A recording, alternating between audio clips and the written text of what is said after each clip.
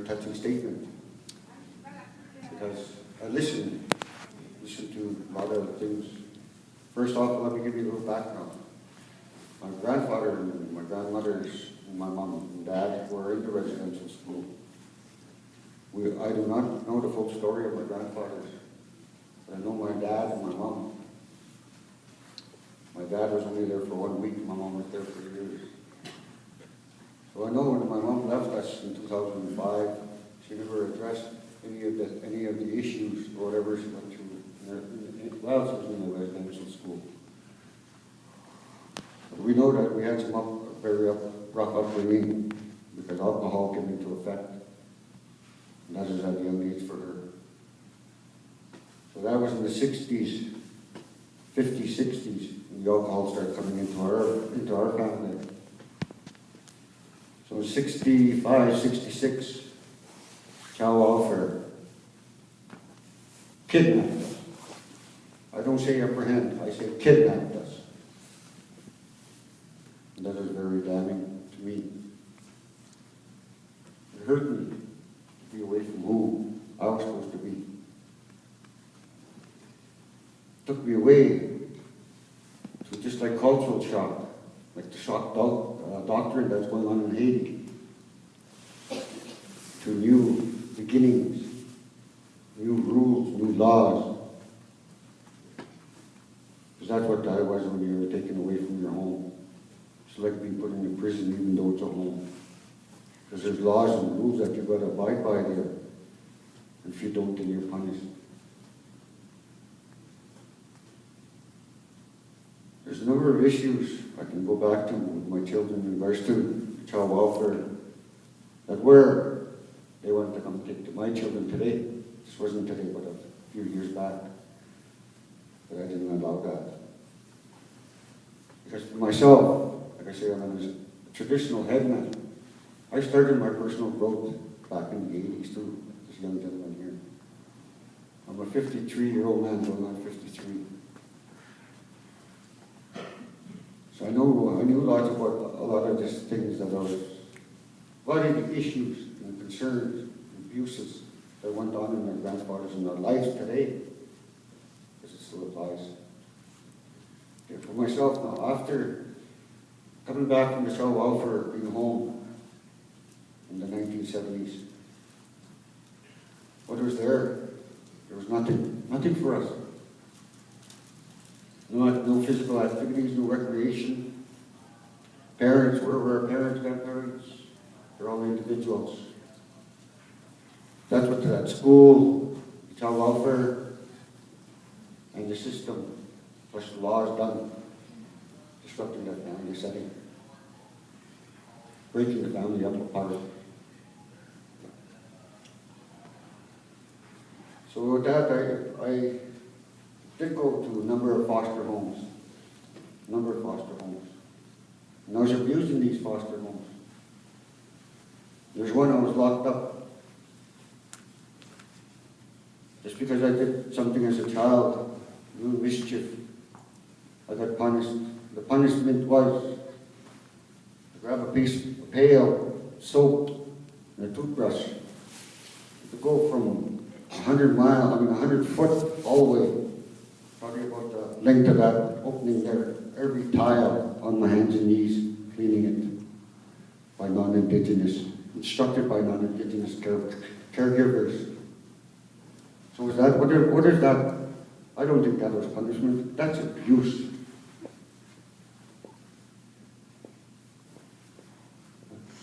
And I do not apply that to my children. I do not do that to them. I don't even do that to any other children. If I can't do it, why get them to do it? The other thing about that, after all that, is a lot of the things I learned myself as a youngster in the 1960s. And for us, in my nation, the Cree Nation, in 1963, 64, we were one of the first families to have the television. Television. That was something new again. And back in that day, there was only 3 channels. 3, 5, and 11. And I guess you guys might know what was on channel 11. Well, I certainly do. That was very damaging towards my mind. And seeing these actions and things, and abuse. You know what I seen on channel 11, which is the French station? Pornography. So back in that day, what did the government and the communications and whoever have in play for us? Let alone today, everyone today, even back in that day. Was that a brainwashing method? So we can continue using that as abuse? It's still in our mind and our hearts. Even with that, after saying that and seeing that on TV, when I get older, I seen this in real life by adults. That is very sad. Sad it was done to our woman. The woman that we came from.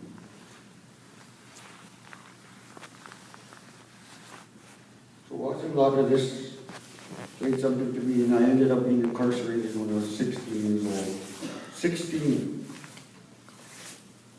Because I didn't have that upbringing also, the proper upbringing. Yes, my mom and dad were alive, but where were they with their guidance and things like this, the proper teachings? My mom came home from the residential school, like I said, she didn't have the proper parenting because a lot of that was taken away from her, and then she had to relearn it again. But she didn't know how to say, I love you, and that she cared. And she took that with her when she left us in 2005. I'm also going to tell a story now. Because that's history, and it's abuse that went on, but I want to stop that cycle for my children. Me and my wife are going on 11 years now. Our oldest boy is going on 10. And they don't see violence in our home. We said that the violence stops here. We teach them respect of who we are, our traditional values and customs and beliefs. And be proud of who they are. They are all powwow dancers and singers, and they're very proud of it. Whenever I come to gatherings and things like this, I take them along. I bring them along with me. I don't force them. I ask them if you want to come and learn and know your true history. I'm also in the Scoppy House, like I said, but I'm also an a traditional environmentalist for Mother Earth. I belong to a group called the Keepers of the Athabasca Watershed. That's for the Fort McMurray. That watershed and all everything. Because the water is in every one of our bodies also. And that goes to woman. And this is in regards to abuse. So if we're abusing the water that's on Mother Earth today, aren't we abusing the woman that are here today with us? I say yes. Because you can't be doing two things because it's a two-tiered and you have double standards. So if you're disrespecting Mother Earth, you're disrespecting the woman. And I myself, I'm not one of those individuals that go out and drill for oil or cut the trees down or hurt anything. I use the knowledge that I have in my survival, the skills. But I have to talk now about my nation. I'm from the Alexander First Nation, Treaty 6, and the Cree name is Kaputagaw, meaning place pushed in. Very sad because of the fact that the residential school with INAC, the government, they say they're trying to make a difference for us, the indigenous nations of Turtle Island. I don't see no progress in the last 500 years. Why I say that is, I requested some funds because I do not want to be one of these slaves who go chasing this almighty dollar. I'm not one of those individuals. But I asked some funds to come here, come to this gathering, to bring my family and my wife, to show them the true history. My brother who sits on the council, and relatives that give me a flat out no. But That's why we have to speak now. INAC, Indian and Northern Affairs Canada, has done a very lot of damage in regards to the residential school. After they even said they stopped it. My mom even cried. They say it stopped in 1996. I don't They think took so. me away from her. Two years ago. You know why I say this? Because I know we have survivors of the residential school who have come back to my nation and are employed as service providers or in our service program and services. And maybe some of them are even leaders. And now today, programs and services and leaders are doing the exact same thing the residential school did with the government. I did a story, I did a paper before I come in here. But I do not use paper. But when I speak, it comes from my heart. Here. Because I've seen that pain, the frustration, and the anger. I was one of them when I grew up. But I healed, I started healing. I did my process a long time ago. My process is my ceremonies. I don't know, I do not show disrespect to the church. But that was part of learning for me, my young ones. I'm true to what I say. I can speak very long if I want. I just figured I'd come in to share today. The general public, to make the awareness that the era has not stopped until the general public really realizes that I'm one of these individuals that will stand up and continue speaking. I do not threaten anybody. I'm trying to make awareness. One of the things I try to use most, for my respect, you have to earn it. It's not a given. I trust myself. I trust you. Be honest. And that honesty becomes love and passion for others. And then we can cooperate to make this a better life for every one of us. And Mother Earth and all living elements that we require. All of this is in regards to what's happening today with the environment. We have to face reality. What we're doing here today, truth and reconciliation, is it true? Is it true? I'm not disagreeing. Maybe there has to be more that has to go on with it. Because there's still some things that are not lifted up. And that like it. I followed politics and things for 30-something years. In my lifetime, ladies and gentlemen, for what I've never done as a politician, I didn't really worry about things. And that's what happens with individuals when they do that. And it's so true. When my dad left my world in 1983. He's the same age as I was. And he left the same way. Because it was him, in the kindness of his heart, that if everything that he got, and if it was monetary, he'd give it away. That's the way I am. If I have something that is no value, give it to someone that if they could use it. Part of life. Now I always tell my family, I tell them right from the day, and I keep telling them, and I love them dearly, all my heart, because they are the heartbeats of the drum of me. And I tell them, you know, every day when I go out and everything that I meet, individuals, elders, people that I meet, that they are learning. I never stop learning until the day I'm sleeping in Mother Earth. They want to be just like every one of us. Grow up and be healthy. Grow up and be old. like our elders here today.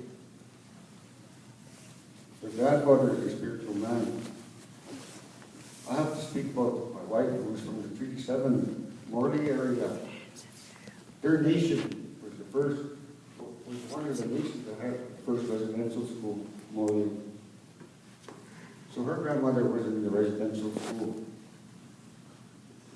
And we had did some things in 1990, and it was called the Universal of the Healing Heart. And her grandmother was there, her mom and dad. Now you look, 24 years later, no family setting again. A lot of disruption in her family.